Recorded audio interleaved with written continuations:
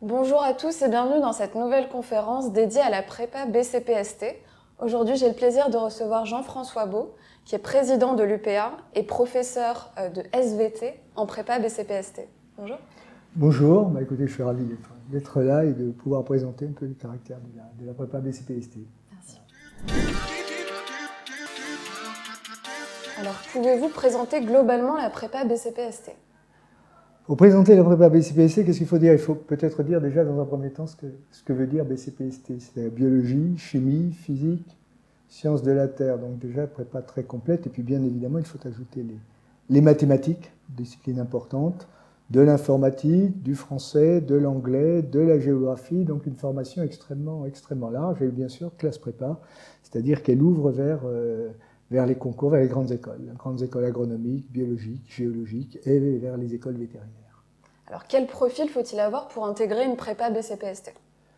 Alors, la prépa BCPST, elle s'intéresse aux étudiants qui ont des profils scientifiques, c'est-à-dire que on est sur les étudiants qui ont pris, notamment en première, la triplette SVT, physique, chimie et mathématiques, et en terminale qui ont poursuivi dans les disciplines scientifiques avec 3 doublettes possibles, c'est-à-dire maths, physique, chimie, maths SVT et physique, chimie et biologie SVT.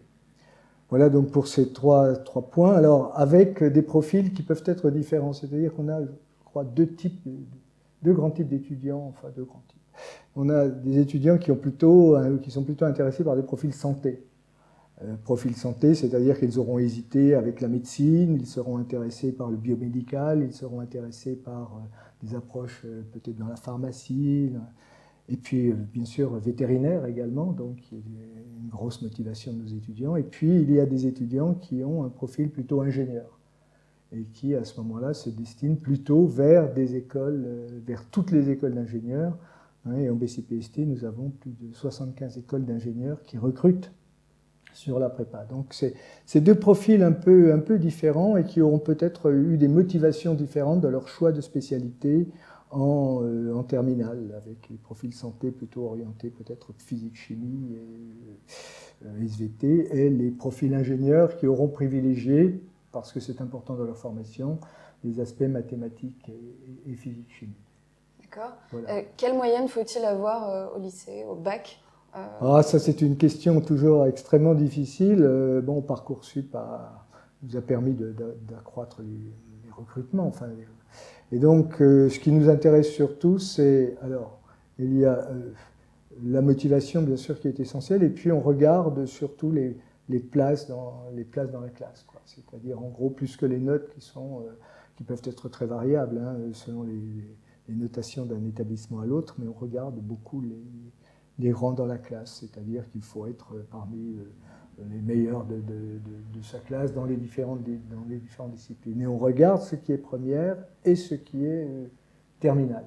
Et alors, que conseillez-vous de mettre dans la lettre de motivation, typiquement ? Alors, lettre de motivation, parce qu'on la regarde aussi. Quand je disais qu'on regardait la première, par exemple, ce qui nous intéresse beaucoup, c'est de regarder la spécialité aussi qui aura été abandonnée en première, c'est-à-dire pourquoi elle a été abandonnée. Est-ce que c'est parce qu'on y avait des difficultés, auquel cas les difficultés vont s'accroître en terminale si on l'a déjà abandonnée en première. On peut aussi l'avoir abandonnée parce qu'on avait plus d'appétence pour les deux autres disciplines, et auquel cas le devenir n'est pas pareil. Alors, dans le dossier, on regarde cela, on regarde bien sûr on regarde la lettre de motivation, parce que la lettre de motivation, il faut, je crois, de la sincérité, quoi. Il faut de la sincérité, il faut indiquer assez clairement ce que l'on veut et montrer que ça correspond véritablement à un projet. C'est-à-dire qu'on n'est pas dans quelque chose qui manque un peu de maturité, quoi. Il faut montrer qu'on a un peu de maturité dans cette lettre de motivation et de la sincérité. Je pense à ça parce qu'on a beaucoup de candidats qui sont pour vétérinaires. Et on a des lettres de motivation qui parfois ne vont pas au-delà de « je vais être vétérinaire parce que j'aime les animaux ». Bon, il est évident que ça ne suffit pas dans les lettres, quoi. Donc, sincérité, et puis essayer d'avoir réfléchi d'abord à un véritable projet, de s'être renseigné sur les débouchés, d'aller au-delà de la prépa, quoi, de réfléchir au-delà de la prépa. Avoir un projet construit. D'avoir un projet construit. Alors bien évidemment, vu la diversité des professions, vu la diversité des écoles, c'est sûr qu'on a beaucoup d'étudiants qui arrivent sans projet construit. C'est-à-dire qu'il ne faut pas que ce soit un blocage en disant je n'ai pas de projet. Bon. Non, c'est pas ça. On va le construire ensemble ensuite, mais peut-être que déjà il y a des étudiants qui manifestent très clairement tel champ les intéresse, tel autre champ les intéresse, etc. Donc, pas nécessairement un projet très élaboré, mais au moins que l'on sente une motivation, que l'on sente... voilà, c'est surtout ça qu'on essaie de trouver dans la lettre de motivation. Et qui ne soit pas quelque chose de stéréotypé, quoi. Parce que ça, on le voit aussi assez clairement. Hein. D'accord. Voilà. Alors, pour les élèves qui intègrent une prépa BCPST, comment se déroulent les 2 années ? Les 2 années se déroulent bien, normalement. C'est-à-dire que le devenir d'un étudiant qui entre en BCPST, c'est de passer de la première à la 2e année et de réussir le concours, les concours en fin de 2e année. Alors, ça se déroule, bien évidemment, il y a du travail. Il y a toujours, et ça, je crois que, quelles que soient les formations du supérieur actuellement, il y a du travail. Je compare parce que je disais tout à l'heure qu'il y avait des étudiants qui étaient à hésiter par rapport au profil santé. Je regarde prépa, BCPST par rapport à la médecine, par exemple. Bon, je pense qu'il y a au moins autant de... Enfin, il n'y a pas moins de travail dans l'une ou l'autre. Hein. Le passage est un petit peu difficile. Enfin, est un petit peu difficile. Il y a du travail. Mais il y a un encadrement qui est extrêmement important. Alors, ce qui veut dire que l'on connaît bien les élèves. C'est une prépa BCPST, c'est une équipe de profs avec une classe. Donc ça veut dire qu'on connaît parfaitement, autant qu'on puisse connaître bien sûr les étudiants. Donc il y a des discussions, il y a, on voit les problèmes, on essaie de trouver des solutions, etc. Donc en ce sens, je dirais que c'est un déroulé qui est un déroulé avec du travail, mais c'est un déroulé qui se fait de manière accompagnée et qui se fait de manière aussi, et nous sommes très sensibles au BCPST, de manière collective. C'est-à-dire que la classe constitue un tout où il y a beaucoup d'entraide, où il y a beaucoup de... D'accord. Quelles sont les matières étudiées? Quelle est la différence entre la matière SVT au lycée et la matière SVT en prépa BCPST? C'est beaucoup plus complet, c'est-à-dire qu'on construit en SVT, par exemple, on construit énormément de choses. On va s'intéresser à des domaines de biologie animale, des domaines de biologie végétale. On s'intéresse aussi beaucoup aux interfaces qui existent entre les différents domaines. Si l'on prend la biologie animale ou la biologie végétale, on va explorer les différentes échelles, c'est-à-dire qu'on va partir de l'échelle de la molécule, à l'échelle de la cellule, on va s'intéresser à l'organisme, et puis on va jusqu'à l'échelle des écosystèmes. Et puis, il y a une formation qui est une formation sciences de la Terre, où là encore, on construit une formation de base en sciences de la Terre, avec de la pétrologie, on étudie, on revient sur le fonctionnement, l'activité de la Terre, sur les grands points de la géologie, avec aussi le souci de faire des ponts entre ce qui est les sciences de la Terre et puis les sciences de la vie, les sciences du vivant, dans la mesure où beaucoup d'étudiants ensuite seront amenés sur des professions où les domaines parfois s'interpénètrent. D'accord. À quoi ressemble une semaine type en prépa BCPST? Semaine type, c'est une semaine à peu près avec une trentaine d'heures de cours. À peu près. Il y a donc les différentes matières que j'ai évoquées tout à l'heure, avec une division de l'emploi du temps qui est en 4 à peu près. C'est-à-dire que c'est une image qu'on peut retenir, une sorte de 4 quarts, un quart de mathématiques, un quart de physique-chimie, un quart de SVT. Et puis le reste, le 4e quart, se distribue entre le français, l'anglais, l'informatique. En 2e année, il y a de la géographie. Et puis, il y a aussi l'introduction, il y a des heures qui sont consacrées à ce qui s'appelle les travaux d'initiative personnelle encadrée, les TIPE, qui correspondent à du travail qui a pour objet de favoriser l'autonomie des étudiants et puis le travail en petits groupes. C'est-à-dire que les étudiants définissent entre eux, par petits groupes de 3 ou 4, un projet qui est choisi dans un thème général, qui est le thème de l'année, qui est défini d'ailleurs, qui est commun à toutes les classes prépa, et ensuite ils conduisent pendant toute l'année un travail expérimental sur ce thème qui va conduire à un rapport. Et ce rapport est ensuite évalué au concours. Donc ça, c'est, je dirais, l'emploi du temps, une trentaine d'heures. Et puis à côté de ça, bon, il y a la préparation à l'écrit qui se fait par des devoirs qui sont il y a en général une rotation des devoirs qui est faite. Et puis il y a ce qui s'appelle l'école, enfin les interrogations orales, qui sont de 2 colles par semaine, 2 interrogations orales. Alors là, l'école, c'est par groupe de 3. C'est avec un professeur ou de la classe ou un professeur extérieur, un colleur, et c'est donc par groupe 1 heure à peu près, 1 heure et demie, enfin 1 heure normalement, et qui finalement, l'étudiant est soumis, si c'est en SVT, à une question qu'il va exposer, donc c'est pour s'entraîner à l'oral. On va lui soumettre un ou 2 documents qu'il va analyser en dialogue avec le professeur. Et c'est aussi pour nous l'occasion de bien connaître les étudiants, c'est-à-dire que c'est en même temps l'occasion, au-delà de l'interrogation, de voir un petit peu s'il y a des difficultés, de recevoir, enfin de discuter avec les étudiants. Donc en ce sens, c'est un moment assez privilégié, ces cols, pour mener un petit peu le dialogue avec tous les étudiants.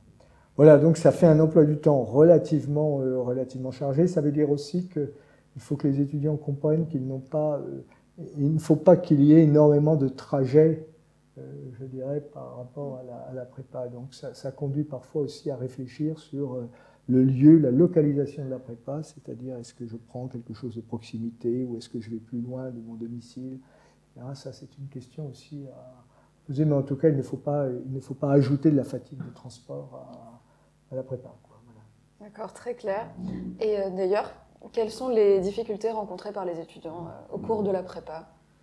Les étudiants, alors, Parcoursup a accru, je dirais, moi, en région parisienne, par exemple, on a un certain nombre d'étudiants de province. Donc, alors, les difficultés, ça peut être parfois des difficultés d'adaptation, mais avec, je dirais, le collectif de la classe, ça s'atténue vite. En gros, il ne faut pas avoir peur de venir en prépa. Alors après, ce qu'il y a, c'est qu'il y a effectivement plus de travail qu'en terminale. Ça, c'est très clair. Il y a un travail aussi, et peut-être que ça, c'est la difficulté majeure des étudiants, c'est qu'il faut comprendre que le travail s'établit sur le long terme.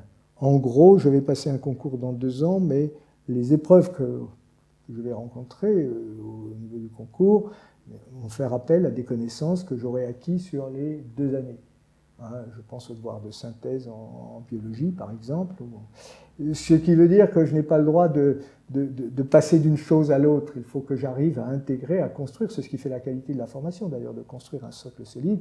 Mais c'est peut-être cela que les étudiants ont parfois du mal à faire parce qu'au lycée, on a favorisé parfois des mémorisations un petit peu plus courtes. Je fais quelque chose et puis je passe à autre chose, etc. Donc ça, c'est peut-être la difficulté. L'autre difficulté aussi, c'est peut-être qu'il faut admettre qu'il y a des choses qui resteront imparfaites, c'est-à-dire qu'autant au lycée, on a peut-être des choses qu'on arrive bien à cerner. Là, il est évident qu'il faudra passer d'un sujet à un autre. Certaines fois, on n'aura pas le temps nécessairement d'approfondir, etc. Donc ça aussi, c'est un travail... mais on apprend, on apprend. Moi, je vois entre les étudiants de première année et de deuxième année, il y a une évolution considérable en termes de maturité, en termes d'acquisition de méthode, en termes d'acquisition de connaissances, en termes de réflexion même sur eux-mêmes. Donc, en ce sens, c'est tout à fait intéressant. D'accord. On entend parfois dire que les professeurs en prépa sont sévères. Qu'est-ce que vous en pensez ? C'est-à-dire, il y a 2 choses dans cette histoire-là. Il y a peut-être, alors on dit souvent les systèmes de notation, qui est, alors ça peut apparaître avec une sévérité. C'est vrai que la gamme des notes est sans doute différente de celle qui est actuellement utilisée au lycée. On le voit bien aussi avec le bac, où on a quand même des notes qui ont ces dernières années monté, le nombre de mentions très bien est devenu plus important, etc. Donc de ce point de vue-là, c'est vrai qu'il y a sans doute une différence. L'autre point sur lequel professeur sévère, moi je crois que là, ça c'est une idée qui traîne encore et qui finalement, on la voit à longueur d'article. Je crois que ça c'est à oublier, c'est-à-dire que je le disais tout à l'heure, il ne faut pas avoir peur d'aller en prépa. Il y a un dialogue constant avec les profs, hein, très clairement. Il y a la communication qui se fait, et vous avez maintenant une communication qui se fait par mail. Moi, il m'arrive de recevoir des mails des étudiants le dimanche ou le samedi, etc. Et c'est une communication, je dirais, qui est très apaisée par rapport à l'image que l'on avait autrefois des prépas où le professeur était... Donc ça, je crois qu'il faut réellement oublier. Ça a évolué. Ah, ça évolue très, très clairement. Hein. Bon, et puis en SVT, en BCPST, on a des stages de terrain. Et les stages de terrain, ça permet aussi d'être en dehors du lycée, donc ça permet aussi de faire connaissance, en gros, entre le prof, le groupe classe, etc. Donc ça crée des ambiances qui, après, sont des ambiances extrêmement sympathiques. Hein. Moi, j'ai toujours eu des ambiances sympathiques dans les classes, enfin, je trouve. D'accord. Quels sont les débouchés en prépa BCPST? Débouchés, ils sont immenses. Ils sont immenses, d'autant qu'en ce moment, avec les prépas SVT, BCPST, on arrive vers des domaines qui sont les domaines dont on entend parler tous les jours, hein, c'est-à-dire que ce soit le climat, que ce soit la biodiversité, que ce soit l'alimentation, que ce soit, etc. Ce sont des problèmes très actuels, hein, le problème de la gestion de l'eau, le problème des ressources, le problème... Donc tout cela, les étudiants peuvent trouver des débouchés très, très, très aisés, le génie civil. Enfin, moi je suis toujours très surpris quand je regarde devenir des étudiants que j'ai eus en classe, ils sont dans des domaines extrêmement variés. Et je crois que c'est une des prépas qui présente le plus, enfin, l'ouverture la plus grande, dans la mesure où, par exemple, nous avons des écoles traditionnelles, entre guillemets, c'est-à-dire les écoles d'agro recrutent depuis très longtemps sur la prépa, mais sur les prépas BCPST, mais depuis ces dernières années, il y a des écoles qui étaient des écoles plus traditionnellement tournées vers les maths, physique, qui ont ouvert des recrutements sur BCPST. J'entends par là que nous avons un recrutement de quelques places à Polytechnique, des recrutements à Centrale Supélec, des recrutements aux Ponts et Chaussées, des recrutements récemment aux Mines de Paris, donc qui ouvrent les débouchés de la même manière que nous avons dans les écoles d'ingénieurs, tout un pan qui est vers le vivant, mais nous avons tout un pan aussi via le concours G2E qui est tourné vers les géosciences, hein, et en particulier il y a à la fois les ressources, il y a à la fois donc le génie civil que j'ai évoqué, enfin des débouchés extrêmement variés. Plus sur le vivant c'est pareil, nous avons des écoles qui touchent au biomédical, donc qui permettent de revenir vers des secteurs de biotechnologie, de pharmacologie, etc. Voilà.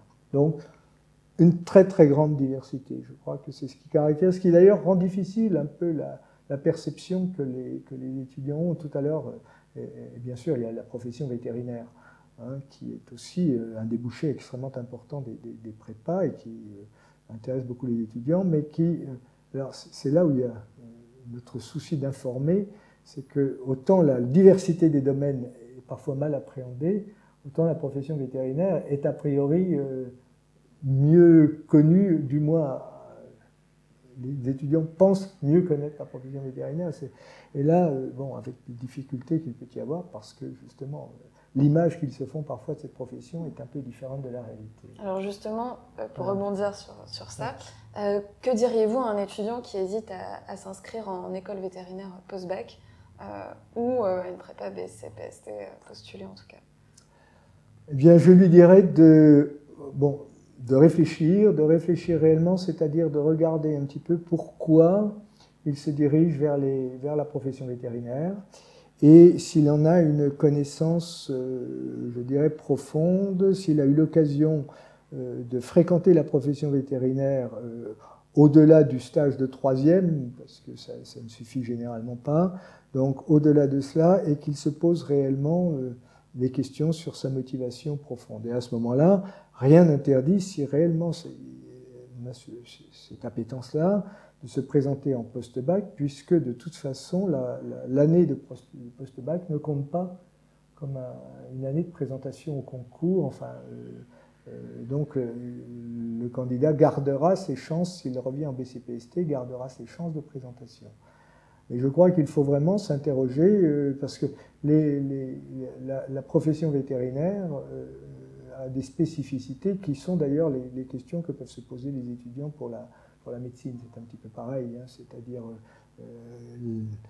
l'installation, les problèmes d'installation, la répartition sur le territoire, le problème d'une occupation qui sollicite un emploi du temps extrêmement chargé, etc. Donc toutes ces questions-là, il faut les aborder. Si l'étudiant est sérieusement motivé, à ce moment-là qu'il s'inscrive.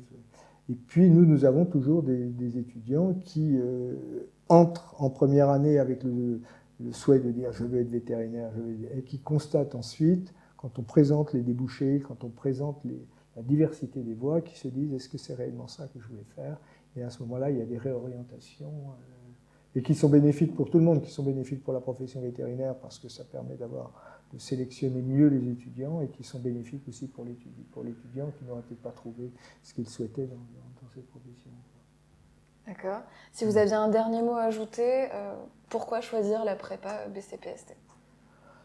Je dirais deux choses. Moi, je dirais parce qu'il y a toujours, je l'ai dit tout à l'heure, cette image des prépas qui colle en disant c'est un endroit de sélection, c'est un endroit de compétition, c'est un endroit de, etc. Moi, je pratique depuis longtemps les prépas BCPST. Je ne ressens absolument pas ce sentiment de compétition. Hein. Au contraire, les classes réussissent lorsqu'il y a de l'entraide entre les étudiants. Et je crois que ça, en BCPST, alors je ne sais pas, c'est peut-être lié au fait que nous avons une très grande diversité de concours, de très grande diversité, que nous recueillons des étudiants qui ont des formations diverses, c'est-à-dire qu'ils viennent des différentes doublettes de terminale. Donc on a vraiment un public qui est très ouvert. Donc de ce point de vue-là, je crois qu'il ne faut, je me répète encore, ne pas avoir peur de la prépa, quoi. C'est-à-dire que vous présentez un dossier, ce dossier il est accepté, et s'il est accepté, ça veut dire que quelque part, nous considérons que vous avez toutes les qualités pour venir suivre un enseignement de prépa, et vous avez toutes les qualités pour passer, je l'ai dit tout à l'heure, de première en deuxième année, de réussir le concours. Donc je crois que c'est vraiment ça qu'il faut retenir. Hein. Et alors je ne sais pas s'il faut, mais BCPST présente une autre caractéristique, c'est d'être une prépa qui est parmi les plus féminisées. C'est-à-dire que nous avons plus de 70% de jeunes filles, donc là encore, qu'il n'y ait pas d'hésitation. Je veux dire, prépa très ouverte, quoi. Très ouverte dans ses débouchés, très ouverte à l'entrée au sortir de la terminale, puisque des doublettes différentes, et puis surtout des ambiances où vous trouverez un accompagnement, vous trouverez une écoute de la part des profs, à mon avis. Donc voilà ce que j'aurais à dire sur les prépas, et surtout en profiter parce qu'on est vraiment sur des domaines qui sont des domaines qui actuellement vont ouvrir des opportunités tout à fait considérables pour les étudiants. Je crois qu'il faut un peu d'optimisme pour voir un peu les débouchés qui vont s'ouvrir. Voilà. Merci beaucoup, merci pour cet échange. Merci beaucoup. Merci à tous d'avoir suivi cette conférence et à bientôt sur Totis.